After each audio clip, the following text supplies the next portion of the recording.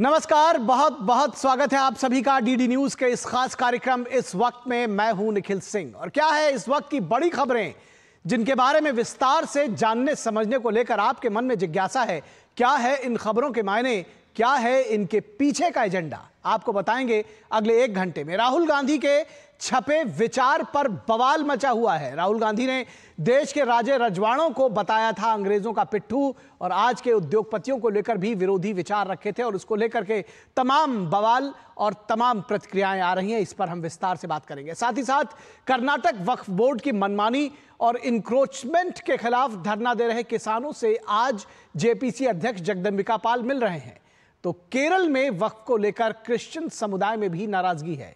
तो क्या है इसकी वजह, और इसको भी समझने की कोशिश करेंगे। साथ ही साथ बात करेंगे जो आधुनिक शिक्षा मिलने का रास्ता साफ हुआ है अब उत्तर प्रदेश के मदरसों में, क्या है इसके मायने, यह भी समझेंगे।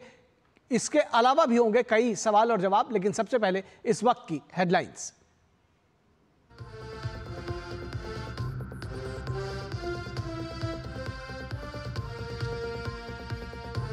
जम्मू कश्मीर विधानसभा में अनुच्छेद 370 की वापसी से जुड़े प्रस्ताव पर पक्ष विपक्ष के बीच धक्का मुक्की। भाजपा ने कांग्रेस और नेशनल कॉन्फ्रेंस की सरकार पर देश को तोड़ने की साजिश का लगाया आरोप।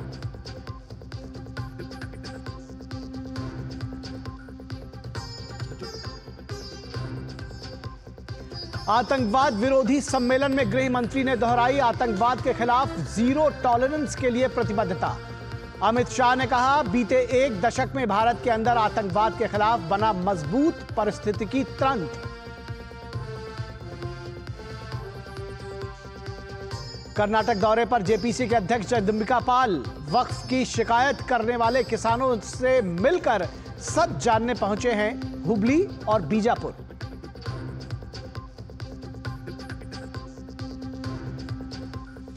और राहुल गांधी के छपे लेख पर उठे चौतरफा विरोध के स्वर। राजघरानों के उत्तराधिकारियों से लेकर सामाजिक राजनीतिक क्षेत्र से जुड़े लोगों ने जताई नाराजगी। कहा नफरत बेचने वालों को भारतीय गौरव और इतिहास पर व्याख्यान देने का अधिकार नहीं।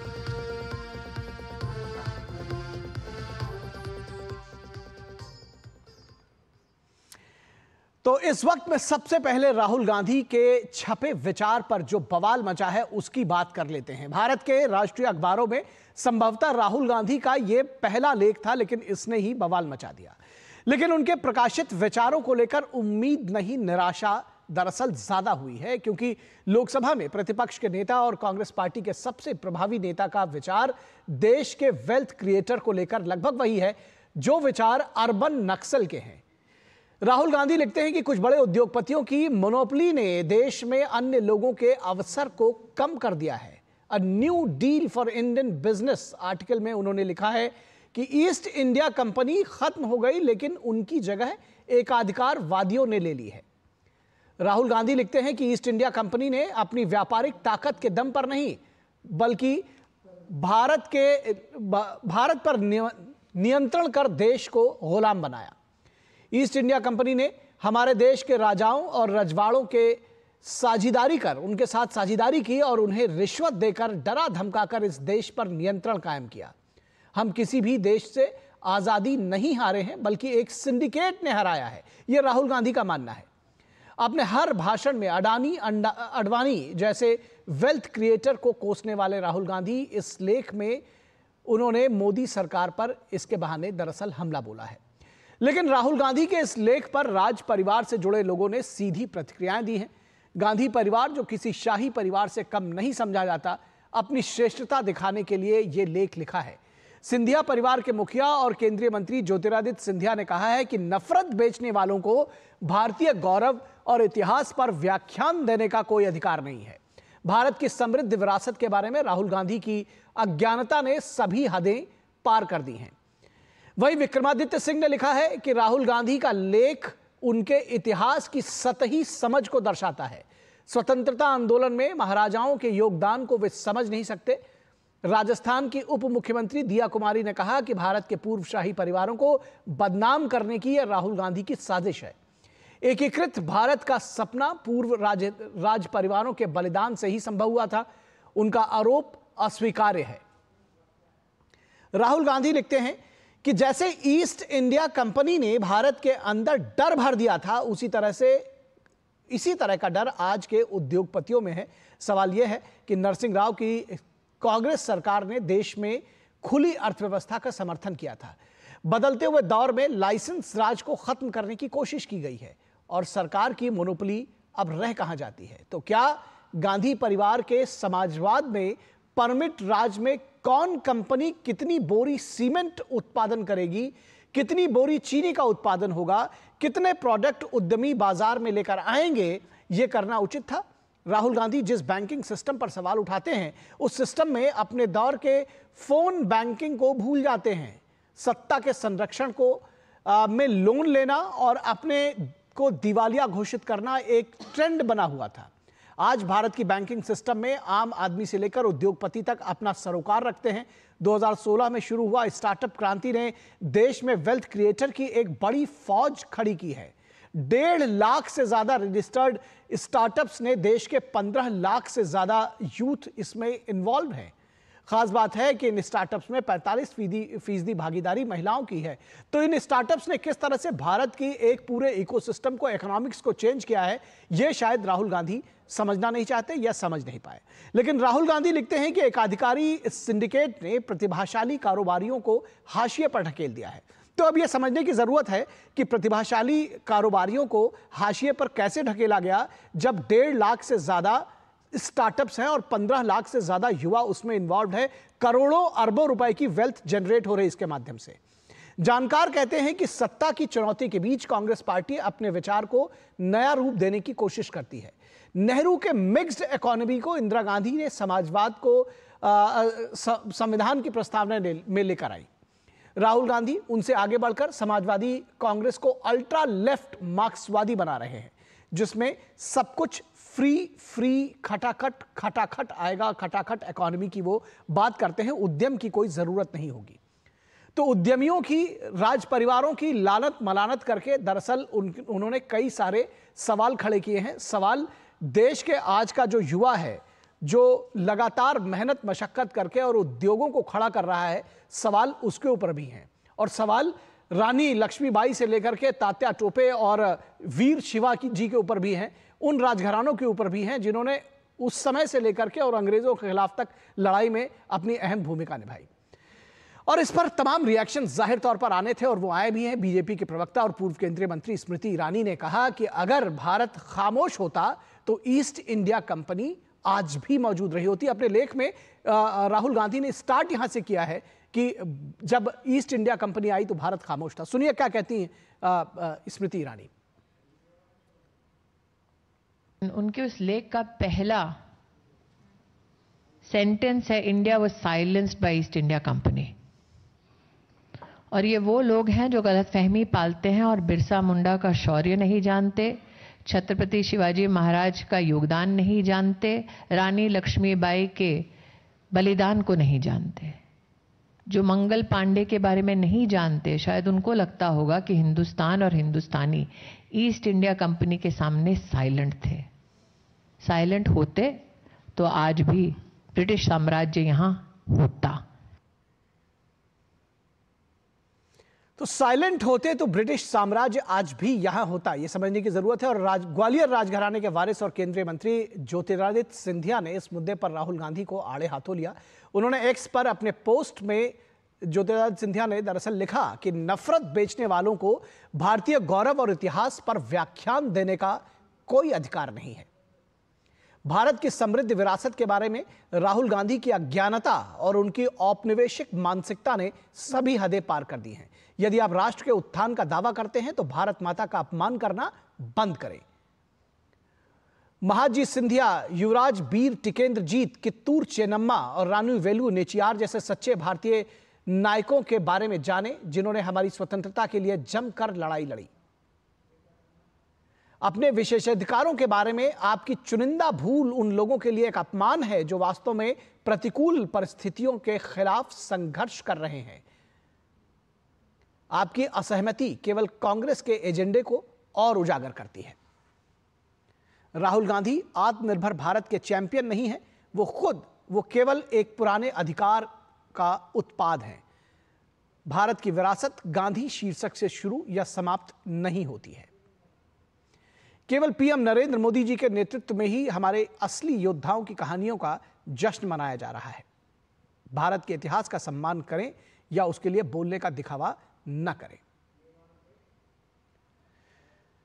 तो भारत के इतिहास का सम्मान करें या ना करें, लेकिन उसके लिए बोलने का दिखावा ना करें। और जो भारत की विरासत है वो गांधी शब्द से शुरू और खत्म नहीं होती है, इस बात को भी समझने की जरूरत है। गांधी सरनेम लगाने से आप राष्ट्रभक्त नहीं हो जाते।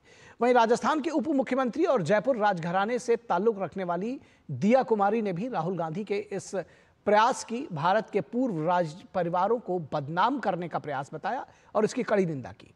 एक्स पर अपने पोस्ट में दिया कुमारी ने लिखा कि अपने आलेख में राहुल गांधी द्वारा भारत के पूर्व राज परिवारों को बदनाम करने के प्रयास की मैं कड़ी निंदा करती हूं। एकीकृत भारत का सपना भारत के पूर्व राज परिवारों के बलिदान के कारण ही संभव हो पाया। ऐतिहासिक तथ्यों की आधी अधूरी व्याख्या के आधार पर लगाए गए निराधार आरोप पूरी तरह से अस्वीकार्य है। तो ऐतिहासिक तथ्यों की आधी अधूरी व्याख्या, ये लगातार कहा जा रहा है और ये बात बार बार उठ रही है कि राहुल गांधी को इतिहास ठीक से पढ़ना चाहिए। वीर सावरकर पुस्तक के लेखक, पूर्व केंद्रीय सूचना आयुक्त और मराठा सेनापति सरदार भीमाजी राव माहुरकर के वंशज उदय माहुरकर ने एक्स पर लिखा है। क्या लिखा उन्होंने लिखा कि राहुल गांधी जी के अपने नवीनतम लेख में पूर्व महाराजाओं की आलोचना नए भारत के निर्माण में पूर्व शासकों की भूमिका के बारे में उनकी बचकानी समझ को दर्शाती है। भारत उन राजाओं का बहुत आभारी है जिन्होंने अपने सदियों पुराने साम्राज्यों को बिना किसी द्वेष के मां भारती के चरणों में समर्पित कर दिया। यदि इन 500 से अधिक शासकों में से कुछ ने भी विद्रोह करने का फैसला किया होता तो स्वतंत्र भारत की यात्रा गृह युद्ध से शुरू होती। राहुल गांधी, जिनका परिवार कई दशकों तक भारत पर शासन करने के बाद भी सत्ता छोड़ने को तैयार नहीं है, उन्हें भारत के पूर्व राजघरानों पर निशाना साधने का कोई अधिकार नहीं है।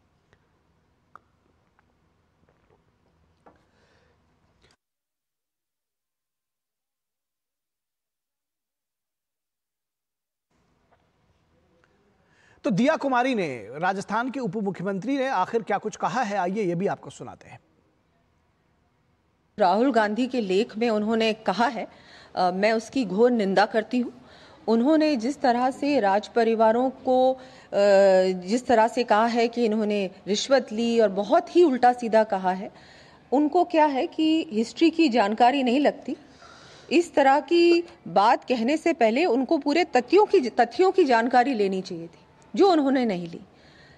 जो राज परिवार है उनके कंट्रीब्यूशन सब जानते हैं। पूर्व राज परिवारों ने जब भारत का एकीकरण हुआ उस समय भी बहुत बड़ा योगदान था। राहुल गांधी को या तो जानकारी नहीं है या वो जानबूझकर छवि धूमिल करना चाहते हैं, राज परिवारों की, समाज को बांटना चाहते हैं।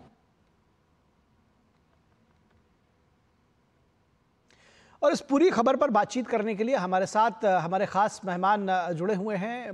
प्रफुल्ल केतकर थोड़ी देर में हमारे साथ जुड़ेंगे, जो कि वरिष्ठ पत्रकार है। हमारे साथ कंसल्टिंग एडिटर हमारे विनोद मिश्रा इस पूरी खबर पर जुड़े हुए हैं। विनोद जी, अगर इसको समझने की कोशिश करें कि दरअसल राहुल गांधी क्या कहना चाह रहे हैं, तो दो बातें सामने जो समझ में आती हैं।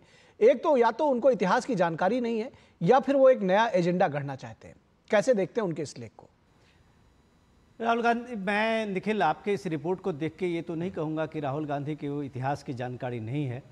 वो सदन में नेता हैं, प्रतिपक्ष के नेता हैं, लोकसभा में नेता हैं, 4 बार 5 बार के एमपी हैं। तो जाहिर सी बात है कि राहुल गांधी तो एक समझ के साथ ही उन्होंने लिखा होगा। और ये उनकी जो समझ है वो सीधी सीधी ये समझ है कि कांग्रेस के, अगर आप पार्टी के तरफ तौर पे देखें और उनके जो आदर्श रहे हैं उनके तौर पे देखें, तो कांग्रेस ने अपने एक पार्टी के रूप में कई बार ऐसे बदलाव लाया है जी। तो कांग्रेस पार्टी जब नेहरू जी से शुरू हुआ, मिक्स्ड इकोनॉमी से आप ये बात करते करते इंदिरा गांधी ने तो समाजवाद को पूरे प्रियम्बल तक में ले आई। तो ये दिखाने की इंदिरा गांधी की कोशिश थी जब उन्होंने कहा कि बैंकों के नेशनलाइजेशन के बाद। और ये जो राहुल गांधी की कोशिश है, और राहुल गांधी की जो कांग्रेस है अभी इस दौर में, वो अल्ट्रा लेफ्ट हो गई है। और अल्ट्रा लेफ्ट मैं इसलिए कह रहा हूं कि जब राहुल गांधी कह रहे हैं कि सारे जगह पे अपने भाषण में सिर्फ फ्री बी की बात करते हैं, ये फ्री होगा, ये फ्री होगा, किसानों के कर्जा माफ़ हो जाएंगे, ये माफ़ हो जाएंगे, इतने फ्री हो जाएंगे, आपके सारे 8,000 रुपये आपके अकाउंट में आएंगे, खटाखट खटाखट खटाखट आएंगे। तो वो एक तरह से अल्ट्रा लेफ्ट का जो ये कॉन्सेप्ट है कि आपको मेहनत उद्यम करने के बजाय आपको इसके लिए प्रोत्साहित की जा रही है कि आपको सब कुछ मिलेगा और वो सरकार आपके सिस्टम को सारी चीज़ें देगी। तो अब सवाल है कि इस आर्टिकल से राहुल गांधी का मैसेज क्या है। इंपॉर्टेंट मैसेज ये है कि राहुल गांधी पहली बार एक लेख लिख के आए हैं। उनका मकसद तो ये था इस लेख के जरिए कि हम इंडिया के, भारत के जो वेल्थ क्रिएटर हैं, हम एक तरह से उनको एक तरह से आड़े हाथों नहीं ले रहे हैं, वो बताना चाह रहे थे। लेकिन वो बताते बताते सीधे सीधे वेल्थ क्रिएटर को सामने में रख के उनको एक तरह से भारत की व्यवस्था का एक तरह से दुश्मन घोषित कर रहे हैं। रही बात जब वो सीधा निशाना अब जब ईस्ट इंडिया कंपनी से लेके और राजघरानों पे आते हैं तो उनके साथ भी उनकी मंशा साफ है। वो बाकी जो घराने हैं, बाकी जो राज परिवार है, बाकी जो शाही परिवार भारत के हैं, उसको गांधी परिवार के सामने में उसको एक तरह से देखते हैं कि ये एक ठगों का समूह है। वो एक तरह से बताने के समूह कैसे ये अवसरवादी लोग हैं। और सिर्फ एक गांधी परिवार जो एक इस आजादी के बाद एक शाही परिवार का रूप लिया है, वो सिर्फ एक कमिटेड है इस देश के लिए। ये कंपैरिजन भी वो दिखाना चाह रहे थे। सवाल इसका है कि आज जो ज्योतिरादित्य सिंधिया या दिव्या कुमारी ने जो रिएक्शन किया है, ये बात बिल्कुल सटीक है कि राहुल गांधी की इतिहास की समझ जो है, वो इतिहास की समझ कांग्रेस के पार्टी के और कांग्रेस के सरकार के इतिहास लेखन से, जो मार्क्सवादी अल्ट्रा आप कह सकते हैं कि लेफ्ट के और लिबरल के इतिहासकारों ने जो भारत का इतिहास का एक स्वरूप खाका खींचा है, वो भारत की खोज से शुरू हुई, जवाहरलाल नेहरू के ही इतिहास से शुरू हुआ है। उसमें उन वीरांगनाओं के, उन रानी झांसी लाई से लेके और बाई से लेके और चिरंका कितने महारानियों का आपने देखा होगा कि ईस्ट इंडिया कंपनी के साथ लड़ाई में उन्होंने अपनी जान कुर्बान की है, अपनी पूरी दौलत कुर्बान की है, अपने परिवार को कुर्बान की है। उन शहीदों के अमर गाथाओं को जब हमने कभी पढ़ा ही नहीं, अभी दूरदर्शन पे ही एक सीरियल आया था स्वराज, आपने देखा होगा। जी, बिल्कुल लंबी सीरीज थी उन वीरांगनाओं को लेके, उन सारे हमारे योद्धाओं को लेके, वीर जवानों को लेके, उनकी गाथा जब हमारे इतिहास में उस टेक्स्ट बुक में आया नहीं, तो राहुल गांधी की समझ तो वही है जो भारत की खोज में है। राहुल गांधी का इतिहास वही है जो उनके सक्सेसिव गवर्नमेंट ने यहाँ एनसीईआरटी में लिखवाया है। ठीक है, ये पॉइंट आपने, ठीक है, ये पॉइंट जो आपने रेज किया कि दरअसल ये एक सेलेक्टिव नॉलेज है जो दरअसल जो टेक्स्ट बुक में उस दौरान लेकर आया गया, जिसकी बात आप विनोद जी कर रहे हैं, वही उनका ज्ञान है। शायद वो उससे इतर आगे नहीं हो पाए हैं। हमारे साथ में प्रफुल्ल केतकर भी जुड़े हुए हैं। प्रफुल्ल केतकर जी, इसी बात को अगर आगे बढ़ाएं, क्या ये जो राजाओं की, राज परिवारों की लानत मलानत, उद्योगपतियों की लानत मलानत, ये क्या इसी का उनका ज्ञान है राहुल गांधी का, कि वो एक आधा अधूरा ज्ञान जो इतिहास उस दौरान लिखा गया था, बहुत सारे लोग, चाहे वो लचित बोरफुकन हो या उस तरह के तमाम नायक थे जिनके बारे में हमने अपने इतिहास में दरअसल पढ़ा ही नहीं था, और वही जानकारी राहुल गांधी के पास है, जिसके एवज में, जिसके बिना पर दरअसल वो एक अपना विचार क्रिएट करते हैं। देखिए निखिल, 2-3 बिंदु हमको इसमें समझने चाहिए। जिस भाषा का प्रयोग राहुल गांधी कर रहे हैं, वो कह रहे हैं कि ईस्ट इंडिया कंपनी ने अपने बिजनेस पावर के थ्रू नहीं, चोक होल्ड के थ्रू, और वो चोक होल्ड किसको कह रहे हैं? तो वो कह रहे हैं the company choked India by partnering with bribing and threatening our more pliant maharajas and nawabs. अब इनको कोई ये समझा है कि कांग्रेस की स्थापना होने से पहले 1498 में हम इस्लाम का आक्रमण भूल भी जाए, एक तरफ छोड़ दे, क्योंकि मुगलों पर उनको ज्यादा समझ नहीं है, ये हम मानकर चलते हैं नेहरू जी के समय से, लेकिन हम वास्को द गामा से मानते हैं। तो भी पहली बार वो कालीकत में आए थे, मानविक्रमा के दरबार में आए थे, वहां से हार कर गए थे। फिर रानी अबक्का ने उनको हराया था, कित्तूर चिन्नम्मा ने उनको हराया, वेलू नचियार ने ब्रिटिशों को हराया। ब्रिटिश गए तब 565 संस्थान थे, ब्रिटिश आए तब कितने थे ये तो कोई राहुल गांधी को पूछे। 1490 से ज्यादा संस्थान थे जो लड़े, जिन्होंने बलिदान दिया, 1857 के बाद भी लगातार लड़ते रहे और भारत के स्वाधीनता कांग्रेस की तो एक सेफ्टी वॉल की तरह ब्रिटिशों ने एक संस्थान क्रिएट किया लिखे पढ़े लोगों का, जो ज्ञापन देता था तिलक जी के भारत के स्वतंत्रता संग्राम में आगमन तक कि भैया हमको भी अधिकार दे दो, आप बहुत अच्छे हो, आप ब्रिटिशों को जैसे अधिकार देते हो हमको भी अधिकार दे दो। ये लड़ रहे थे आजादी की लड़ाई। तो फिर 1498 से लेकर 1905 तक की लड़ाई कौन लड़ रहा था? 1905 से लेकर 1911 तक ब्रिटिशों ने जो विभाजन किया बंगाल का धर्म के आधार पर, उसकी लड़ाई कौन लड़ रहा था? उनको तो गरम दल करके बाहर निकालने का षड्यंत्र किया जा रहा था। और जहां तक ये मैच फिक्सिंग की बात कर रहे हैं कि ईस्ट इंडिया कंपनी ने कुछ उद्योगपतियों के साथ, तो क्या गांधी जब बिरला हाउस में जाकर रहते थे तो क्या बिरला जी के साथ मैच फिक्सिंग कर रहे थे? जी। टाटा जब भारत में स्टील बनाने के लिए इन्वेस्टमेंट कर रहे थे तो क्या वो कांग्रेस के साथ मैच फिक्सिंग कर रहे थे? धीरूभाई अंबानी राजीव गांधी के पास जब पहुंच रहे थे वो कौन सा मैच फिक्सिंग कर रहे थे? इसके उत्तर तो उनको देने पड़ेंगे और ये उत्तर वो नहीं देते हैं। तो ऐसे बेहुदा आलेख वो किसकी सलाह पर लिखते हैं और कौन उनके लिए लिखता है भगवान जाने। लेकिन वो सच्चाई ये है कि ना वो कांग्रेस के, भारत का इतिहास तो उनको पता ही नहीं है, लेकिन कांग्रेस का जो पराजय का पिछले 10-15 वर्षों का इतिहास है उससे भी वो नहीं सीखे हैं। कल कम से कम कमला हैरिस जीती है, नकारात्मक एजेंडे से कुछ नहीं होता है। ठीक है, एक चीज मैं और समझना चाहता हूं कि ये जो जिस तरह से लिख रहे हैं, जो आज के वर्तमान में जो हमारे स्टार्टअप्स हैं, जो तमाम युवा हैं, ये उनके लिए भी कहीं ना कहीं, आप ठीक है उद्योगपतियों की तो बात आप कर ही रहे हैं, उन पर तो आप सवाल उठा ही रहे हैं लगातार। अंबानी ये जो पूरे अपनी सभाओं में करते हैं वो तो करते ही आ रहे हैं। ये जो हमारे तमाम युवा पूरे जोर शोर से जुड़े हैं उनके ऊपर भी ये एक सवाल उठाते हैं, उनको भी डिमोरलाइज करते हैं। बिल्कुल, देखिए ये वो आवेश तो ऐसा ला रहे हैं कि वो डरे हुए हैं। कौन युवा डरे हुए हैं? इतने सारे यूनिकॉर्न्स भारत में बन रहे हैं, इतने सारे नए स्टार्टअप रोज शुरू हो रहे हैं, कौन इन्वेस्टमेंट क्लाइमेट से डर रहा है? सच्चाई यह है कि लोकतंत्र के नाम पर जिन्होंने एक घरानीशाही को प्रस्थापित करने का प्रयास स्वाधीन भारत में किया, जिसकी नींव मोतीलाल नेहरू ने रखी थी। मोतीलाल नेहरू के यहाँ पे आनंद भवन में कौन सा मैच फिक्सिंग होता था वो भी तो बता दे। कौन सी बैरिस्टरी ऐसे करते थे कि आनंद भवन बना लिया उन्होंने? तो ये सारे सवाल उठेंगे जब आप ऐसे प्रश्न करेंगे तो जी। नहीं तो वो आप पर बना रहेगा, आपकी योग्यता पर बना रहेगा। आज युवा भारत में अपॉर्चुनिटीज देख रहा है। केवल भारत का युवा नहीं, बाहर के लोग भी भारत में अपॉर्चुनिटीज देख रहे हैं।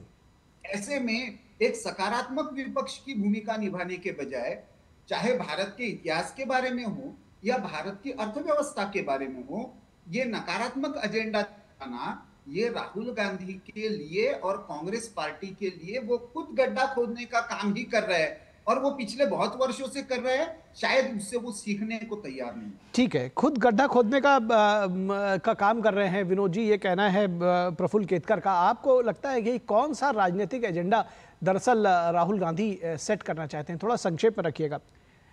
देखिए निखिल, मैं प्रफुल्ल जी का सुन रहा था। प्रफुल्ल जी बहुत शानदार ऐतिहासिक परिप्रेक्ष्य को सामने में रखा, लेकिन मौजूदा हालत में राहुल गांधी ऐसा नैरेटिव क्यों दे रहे हैं और ये इस तरह के आर्टिकल क्यों लिखते हैं, ये एक बड़ा सवाल है। हाँ।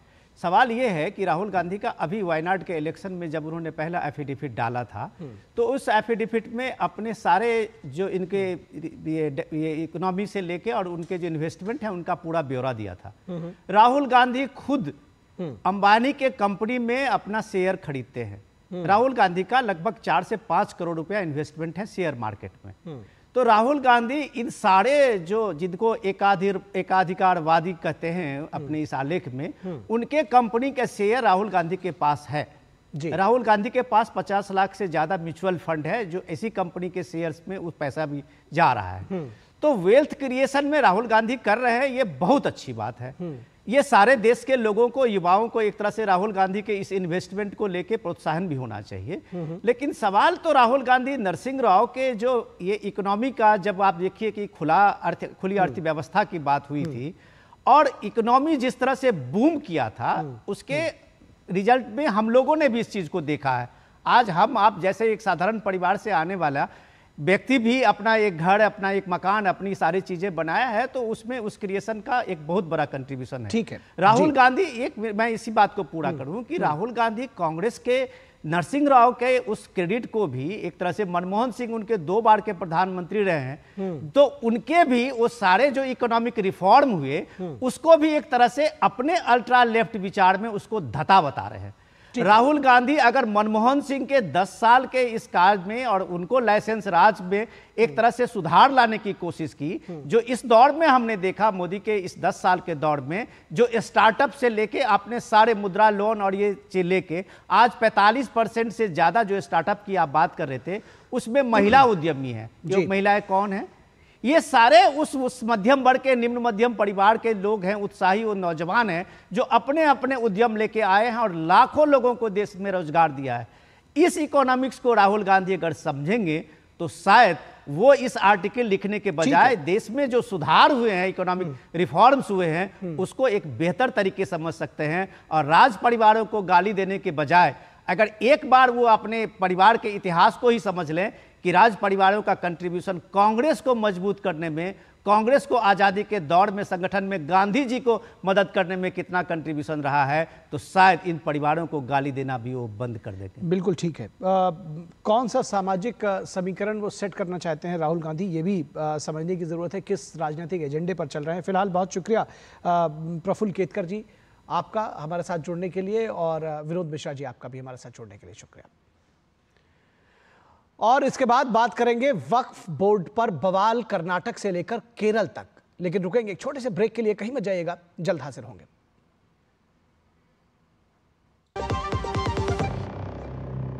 आपके घर के खाने में रेस्टोरेंट जैसा स्वाद ले आए MDH का शाही पनीर मसाला। पनीर को क्या मस्त बना डाला। जब धरती चीर कर निकलता है लोहे का पत्थर और मिलता है मोंगिया के जोश से, फिर तपता है, पिघलता है और बनता है फौलाद। अब होता है सरिया सारी खूबियों के साथ। मोंगिया स्टील, मजबूत देश का मजबूत सरिया। Come on boys, let's go practice। अरे रुक यार, मेरे बैंक अकाउंट में गलत एंट्री का प्रॉब्लम हो गया। अरे तो बैंक को कंप्लेन करना। बैंक को लिखे 1 महीना हो गया है, बट वो गूगली पे गूगली डाले जा रहे हैं। तो RBI के लोकपाल को इन्फॉर्म करो। रुक, मैं समझाता हूँ। जैसे क्रिकेट में 3rd अंपायर, वैसे ही RBI का ओम्बुड्समैन। RBI कहता है अगर बैंक आपकी कंप्लेंट को 1 महीने में नहीं सुलझाता तो आप RBI के कंप्लेंट मैनेजमेंट सिस्टम पर ऑनलाइन कंप्लेंट कर सकते हैं। ये RBI का आसान तरीका है आपकी कंप्लेंट सुलझाने का, और वो भी फ्री। RBI कहता है जानकार बनिए, सतर्क रहिए। अब आया असली स्वाद। अब आया स्वाद। जब स्वाद के पड़े हो लाले तो MDH का चंकी चाट मसाला डालें। MDH का चंकी चाट मसाला। MDH। ब्रेक के बाद एक बार फिर आप सभी का स्वागत है, और अब बात करेंगे वक्फ बोर्ड पर बवाल। कर्नाटक से केरल तक, लखनऊ से नालंदा तक वक्फ बोर्ड के अतिक्रमण को लेकर लोगों में जबरदस्त नाराजगी है, और इसके राजनीतिक, सामाजिक तमाम सारे जो विरोध हैं वो सामने निकल कर आ रहे हैं। और सबसे खास बात है कि इसमें किसान से लेकर और जो तमाम दूसरे वर्ग के लोग हैं वो परेशान हैं। कर्नाटक की सियासत की भी बात करें, कर्नाटक में किसान प्रदर्शन करने को मजबूर हुए हैं। संसद से सड़क तक वक्फ बोर्ड पर सियासत जारी है, लेकिन वक्फ बोर्ड के नोटिस से पीड़ित किसान अपनी पुश्तैनी जमीन खोने के डर से आंदोलनरत हैं।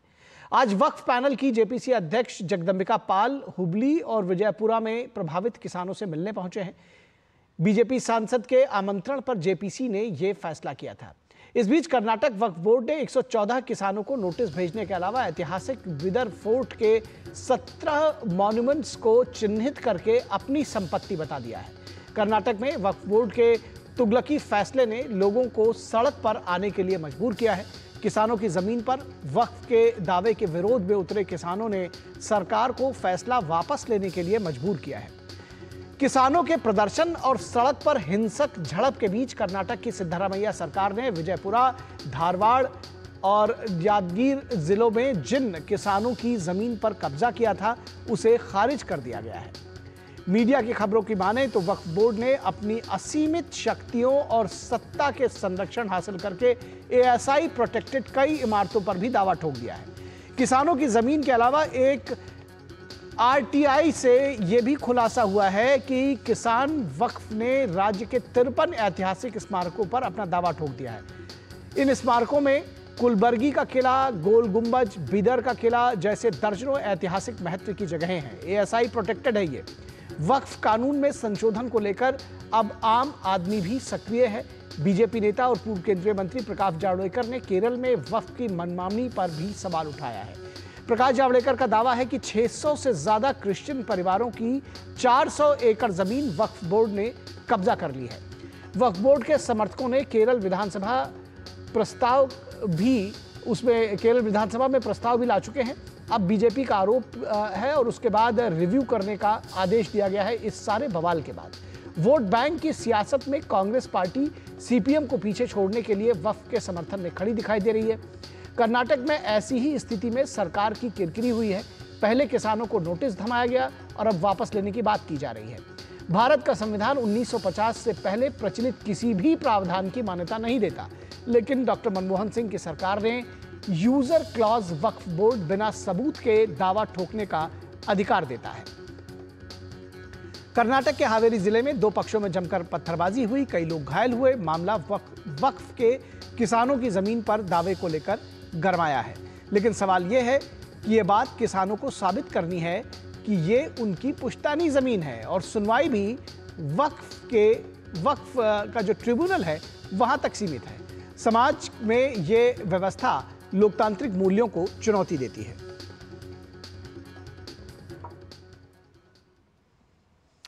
तो जैसा कि बताया, जेपीसी अध्यक्ष जगदंबिका पाल आज कर्नाटक पहुंचे हैं। तो क्या कहना है उनका, समिति जो किसानों से मिली है क्या कुछ कहा है उन्होंने, आइए सुनते हैं।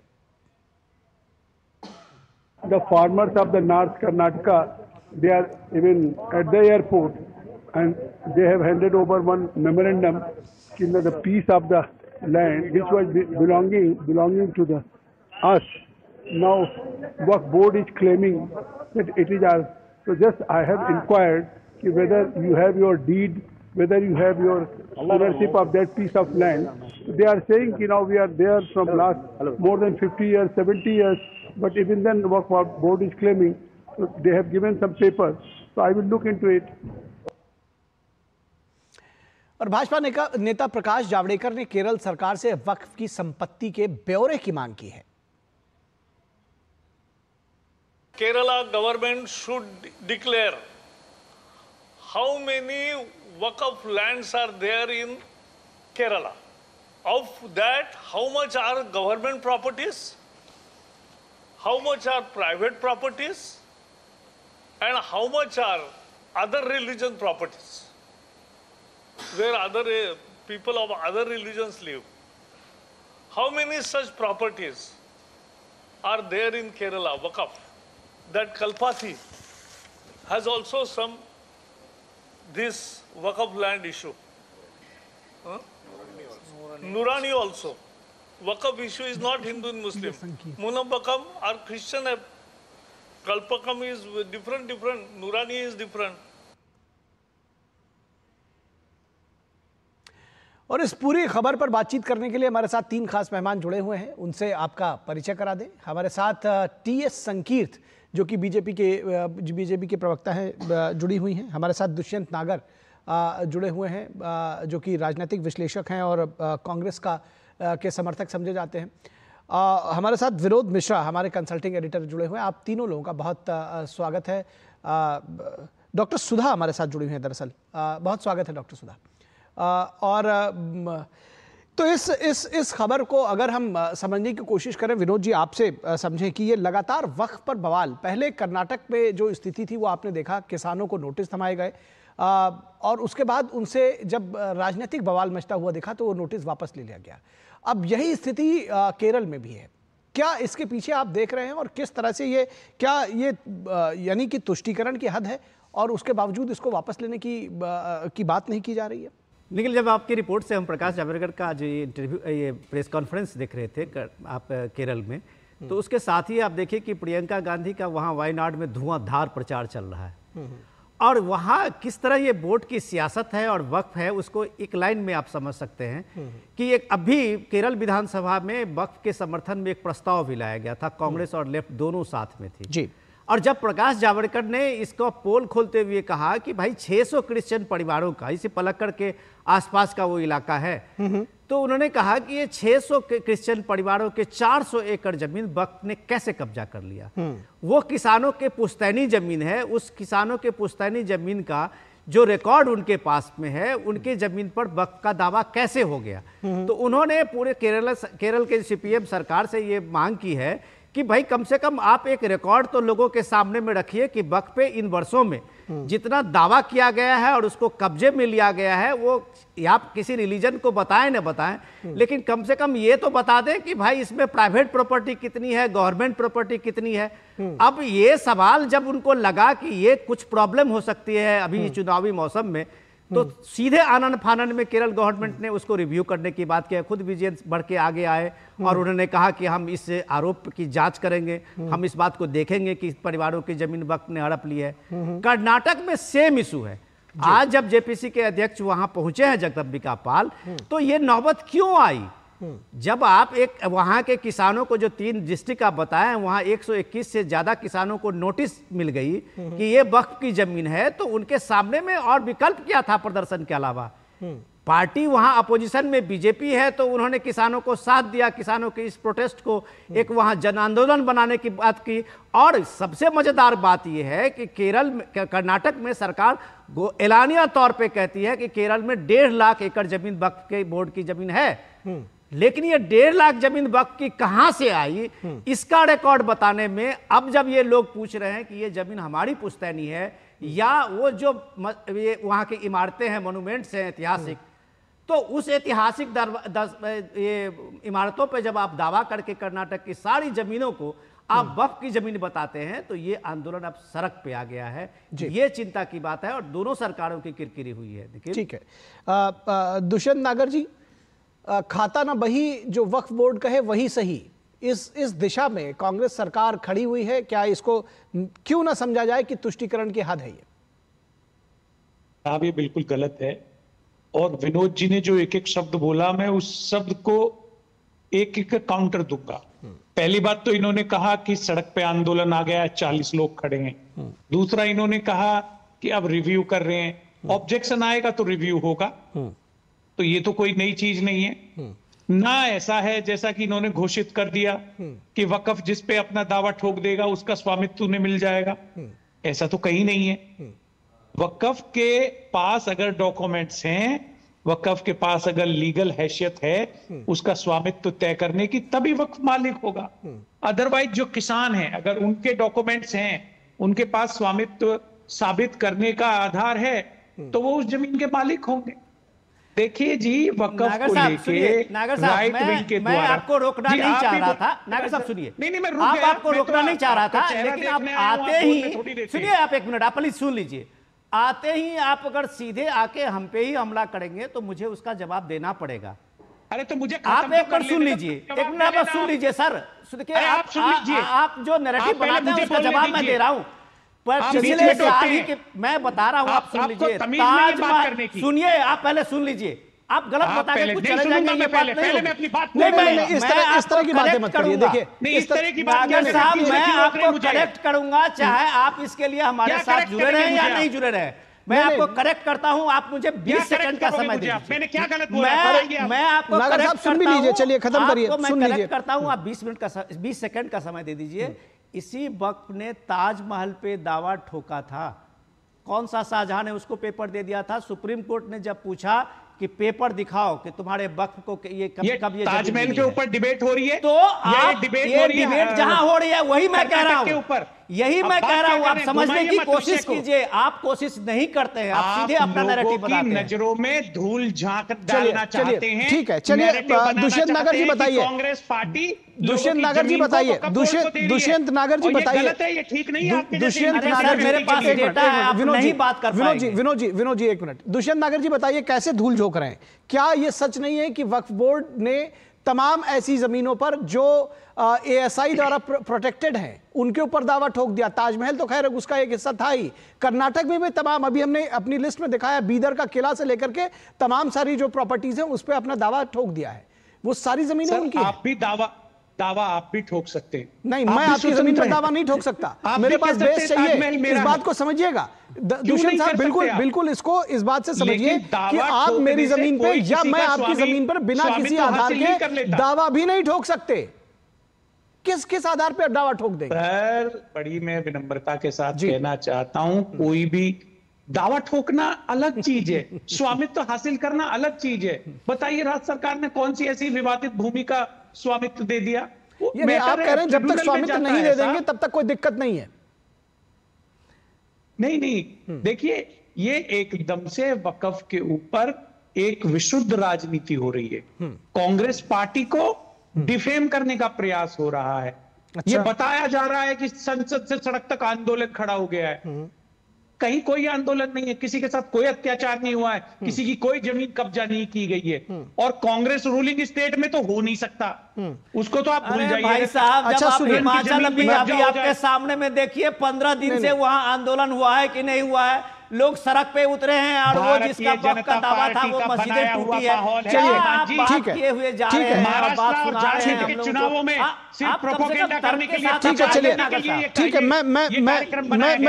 मैं सुधा हल्काई जी को लेकर आऊंगा इस बीच। अरे आप बगैर तर्क की बात कर रहे हैं। ठीक है, मैं सुधा हल्काई जी को लेकर के आऊंगा। बीजेपी की प्रवक्ता है, कर्नाटक से बीजेपी की प्रवक्ता है। मैं शुरू में मैंने आपको स्क्रीन पर देखा नहीं था मैडम, आपका नाम मैंने गलत ले लिया था, उसके लिए क्षमा चाहूंगा। और आपको ये मैं समझना चाहता हूं कि ये दरअसल जो ये पूरा मामला है वक्फ का, किस तरह से ये, क्योंकि अभी देखिए हावेरी जिले में ये कहा जा रहा है कि जी कब्जा तो नहीं मिला, दावा ठोकने से क्या होता है। और ये दरअसल जब एक गजट नोटिफिकेशन हुआ था उसमें 141 से ज्यादा, बहुत 343 से ज्यादा किसान थे जिनको नोटिस दी गई थी। और जब ये एक बवाल मचा तो कहा गया कि गजट नोटिफिकेशन में दिक्कत हो गई थी इसलिए वापस ले लिया गया। और यही दुष्यंत नागर जी भी कह रहे हैं। पहली चीज यहाँ पे जो कर्नाटक में जो ये हो रहा है, सिद्धरामैया जी की कहने पे जमीर अहमद ने जो लैंड जिहाद का मूवमेंट शुरू किया है हमारे किसानों के खिलाफ, ये बहुत ही खंडनीय है। सेकंड चीज, ये लोगों ने जब से अभी 15 महीने हो गए कर्नाटक का गवर्नमेंट में जो कांग्रेस अभी आडलित में आए हैं, तो अभी 1500 से ज्यादा किसान यहाँ पे खुदकुशी किया है। अभी इन लोगों का अभी जो कर्नाटक में कांग्रेस रूल है, इन लोगों को इन्होंने किसानों को अभी खून के आंसू दे रहे। पहले तो इनकी नींद हराम करके रखी थी, अभी इनको सांस लेना भी मुश्किल कर रही है। अभी इन्होंने जमीर अहमद ने ये तय करके किया था, ये सब दिस इज अपीजमेंट, तुष्टिकरण पॉलिटिक्स की वजह से इन्होंने किया था, क्योंकि हमारे यहाँ अभी बाई इलेक्शन है, तो ये मुस्लिम समुदाय को खुश करने के लिए इन्होंने ये किया। लेकिन जब उन्होंने देखा कि भारतीय जनता पार्टी इसके खिलाफ बहुत सख्त खड़ी है, हर एक भारतीय जनता पार्टी की जो कार्यकर्ता है किसानों के साथ खड़े हैं, तो इन्होंने क्या किया, नोटिस वापस ले रहे हैं बोल के बोले हैं, लेकिन नोटिस वापस नहीं लिया है इन्होंने। हालांकि अभी 2-3 दिनों में और 200 से ज्यादा बीजापुर डिस्ट्रिक्ट में किसानों के लिए इन्होंने नोटिस इश्यू किया है। फर्स्ट चीज। और इन्होंने जो बोल रहे हैं ना, वक्त जब ये वक्त देखता है कि ये लैंड उनका है नहीं, तिरुचनापल्ली में एक पूरा ग्राम 1500 पूरे जो 750 एकर्स है, तो पूरा इन लोगों 750 एकर्स का जो पूरा इन्होंने नोटिस दिया है, पूरा ग्राम को वक्फ के नाम पे डाला है। और जब उनको पूछते हैं उनको जस्टिफिकेशन देने के लिए, तो ये लोग बोलते हैं कि ये 1500 साल पहले इन्होंने इनको को किसी ने दान दिया था। तो इस्लाम शुरू हुआ है 1400 ईयर्स बैक। सो 1500 ईयर्स बैक कौन इसको दान करेंगे? और वहां पे एक मंदिर है, सुंदरम मंदिर, तो वो सुंदरम मंदिर आर्कियोलॉजिकल सर्वे के हिसाब से इट इज 1500 ईयर्स बैक।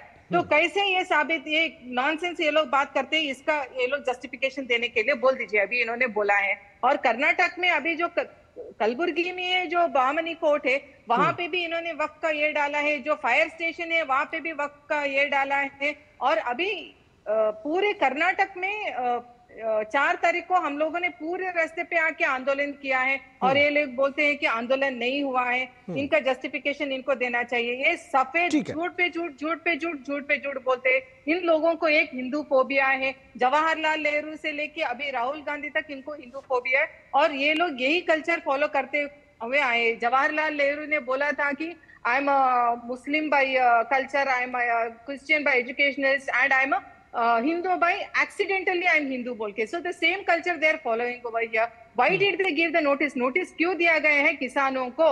रातों रात के 11th कॉलम में आ जाता है वक्त, प्रॉपर्टी बिलोंग्स टू वक्त बोल के, और जो यहाँ के जो किसान है वो बोल रहे हैं बोनाफाइड लैंड ओनर्स है यहाँ के, और यहाँ की ठीक है। एक आपने बड़ा अच्छा सवाल उठाया है, आपने बड़ा अच्छा सवाल उठाया है डॉक्टर सुधा, जिसका जवाब दुष्यंत नागर जी से मैं उम्मीद करूंगा। 1400 साल पुराना इस्लाम है, 1500 साल पुराना, और इवन कर्नाटक में एक जो 5000 साल पुराना ये बताया जा रहा है महाभारत कालीन मंदिर, उस पर तक जो है वक्फ बोर्ड ने अपना दावा जता दिया है। हावेरी जिले में जो आप कह रहे हैं कि कब्जा नहीं हो रहा है, एक दुर्गम्मा का मंदिर है और उसके अलावा एक और मंदिर हनुमान का मंदिर, उस पर कब्जा दिलाने के लिए गए, जिसके बाद वहां पर मारपीट हुई, 32 लोगों को जिसमें से ज्यादातर हिंदू थे उनको अरेस्ट किया गया। ये खबरें आपने भी पढ़ी होंगी दुष्यंत जी। देखिए जी, बिल्कुल ऐसा नहीं है कि किसी ने दावा जता दिया, किसी ने कह दिया, किसी ने बयान दे दिया, किसी ने कोई चिट्ठी लिख दी तो वो उसका स्वामित्व तो हासिल नहीं कर लेता। 1500 साल पुराना जो मंदिर है वो प्रॉपर्टी एएसआई के संरक्षण में है और वो किसी को ऐसे हैंडओवर बातों से नहीं हो जाता। यानी कि प्रक्रिया की शुरुआत हो गई है, प्रक्रिया की शुरुआत हो गई है, नोटिस सर्व हुए हैं, लेकिन वो मिलेंगे नहीं, आप ये कह रहे हैं। देखिए जी, मैं ये कह रहा हूं, मुझे तो इस बात का शक है कि कहीं ये सुधा जी की पार्टी ही ये लेटर तो ना करवा देती है कांग्रेस पार्टी को बदनाम करने के। क्या बात कर रहे हैं, क्या बात कर रहे हैं, क्या बात कर रहे हैं, कैसी बात कर रहे हैं, कैसी बात कर रहे हैं दुष्यंत जी? नोटिस राज्य सरकार का जारी हो रहा है, अब आप इस लेवल पर उतर आए हैं ये कहने के लिए। सर सुन लीजिए, इनके बहुत से ऐसे लोग हैं जो वक्फ बोर्ड में हैं। यानी कि क्या सिद्धारमैया सरकार की नाजानकारी में, सिद्धारमैया सरकार की नाजानकारी में आप ये कह रहे हैं कि बीजेपी के लोग शासन चला रहे हैं? क्या बात कर रहे हैं दुष्यंत जी? नहीं, ये आप अपने ऊपर प्रश्न उठा रहे हैं ये सब कह के। सर आप मेरी बात को गलत तरीके से कोट कर रहे हैं। मैं ये कह रहा हूँ वक्फ बोर्ड में भाजपा समर्थित लोग इस तरह की ऐतिहासिक महत्व की इमारतों के लिए दावा ठोकते हैं, वो भाजपा से जुड़े हुए लोग हैं। और नोटिस कौन जारी करा देता है किसानों को? नोटिस कौन जारी करा देता है किसानों को? मैं जवाब दे रहा हूँ। और सुधा जी ने जो दूसरी बात कही ना मुस्लिम तुष्टीकरण की, इनकी एक राज्य सरकार ने चुनाव से पूर्व 100% अभी इमामों की 6000 रुपया मात्र उनका पेंशन था।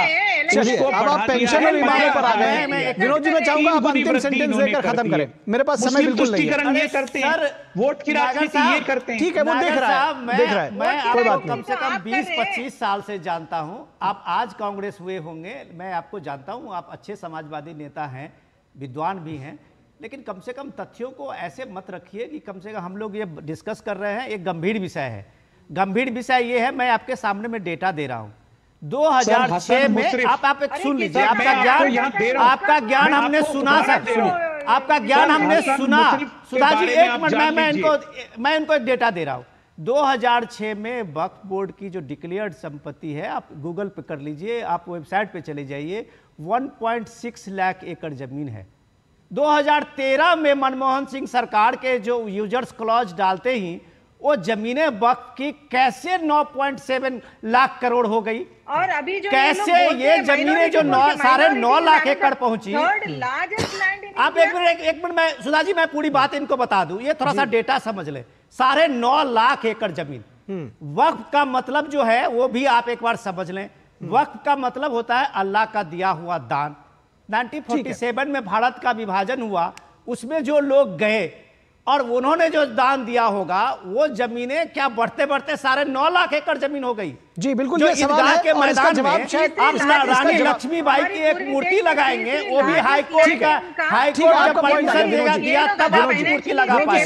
हर जगह आप ये कम से कम समझिए और लोगों को गुमराह मत कीजिए। जी ये आप लोगों को गुमराह कर रहे हैं आप लोग। वैसे ही जो कुछ वक्त के जो इलिट क्लास है जिनका एक पूरे सारे 9 लाख एकड़ जमीन पे कब्जा है, वो मुस्लिमों को गुमराह कर रहे हैं, ओवैसी जैसे लोग, और आप लोग कांग्रेस के बन के वो सारे लोगों को गुमराह कर रहे हैं। दरअसल मुझे लगता है कि दुष्यंत नागर जी आप कुछ नहीं को समझ ही नहीं रहे हैं। आपको चूंकि कांग्रेस का समर्थन करना है इसलिए आप समर्थन कर रहे हैं, ठीक है, वो आपकी पॉलिटिकल लाइन हो सकती है, लेकिन इस तरह के आंकड़े आप जुटला नहीं सकते।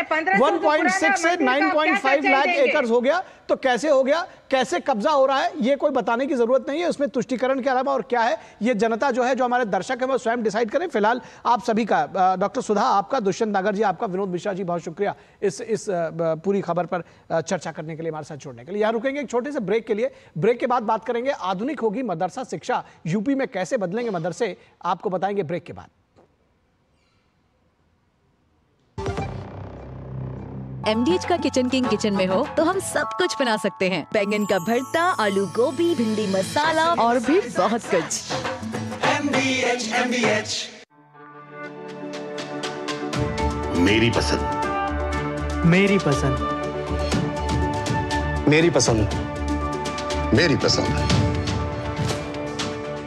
हमारी पसंद, हम सबकी पसंद। मजबूत देश का मजबूत सरिया हो गया स्टील। डॉक्टर दादू, ये प्रीमियम क्या होता है? बेटा प्रीमियम मतलब समझ लो पेट्रोल। जब तक कार में पेट्रोल है तब तक कार चलेगी, पेट्रोल खत्म कार स्टॉप।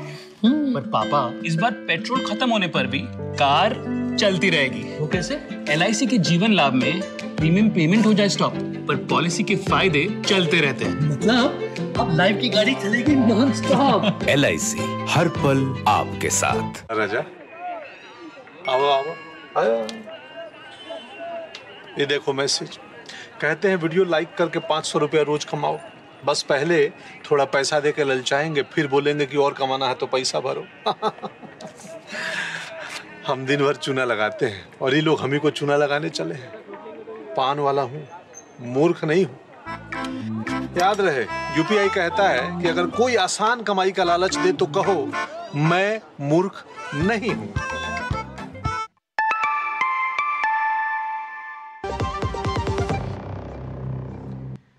ब्रेक के बाद एक बार फिर आप सभी का स्वागत है और बात करेंगे आधुनिक होगी मदरसा शिक्षा। उत्तर प्रदेश के विशेष संदर्भ में यह खबर है। सुप्रीम कोर्ट का एक निर्णय आया जिसके बाद यह खबर बताना जरूरी समझा गया। यूपी मदरसा एक्ट पर सुप्रीम कोर्ट के फैसले को दरअसल समझने की जरूरत है।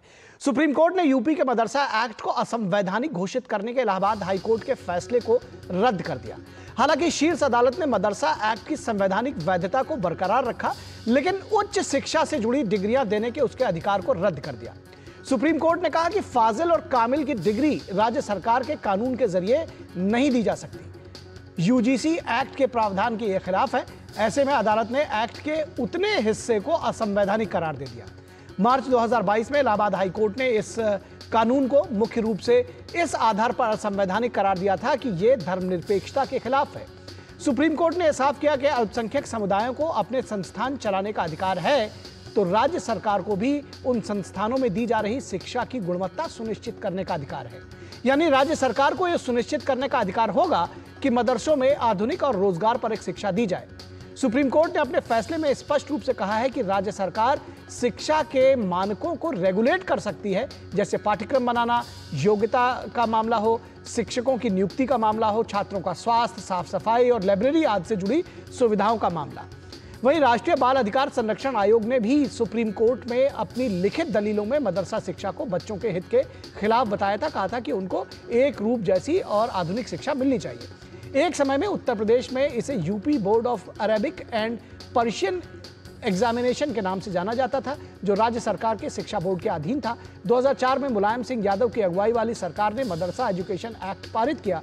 इसके अलावा तहत मौलवी और मुंशी की डिग्रियां हाई स्कूल के समकक्ष थी, वही आलिम की डिग्री इंटरमीडिएट के समकक्ष मानी जाती थी।